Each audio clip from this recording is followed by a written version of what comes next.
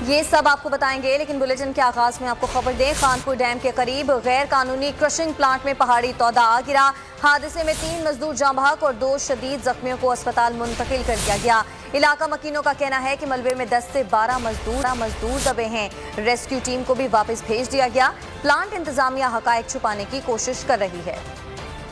ये है खानपुर की सूरज गली, जहां स्टोन क्रशिंग के दौरान पहाड़ कहर बनकर टूट पड़ा। पहाड़ में गैर कानूनी ब्लास्टिंग जारी थी। ब्लास्ट होते ही तोदा रेजा रेजा हुआ और पत्थर नीचे बरसने लगे। धुएं के बादल तूफान की शक्ल में छा गए। जहां भाग अफराद की लाशें और जख्मियों को अस्पताल मुंतकिल कर दिया गया। न्यूज से बातचीत में इलाका मकीन प्लांट इंतजामिया पर बरस पड़े। कहा, हादसे के हकाइक छुपाए जा रहे हैं। मुतादिद अफराद दबे हैं और रेस्क्यू का काम शुरू नहीं किया जा सका। पुलिस हुकाम के मुताबिक हादसे की मजीद तहकीकात जारी हैं। प्लांट इंतजामिया ने शिफ्ट इंचार्ज और मुंशी को गायब कर दिया।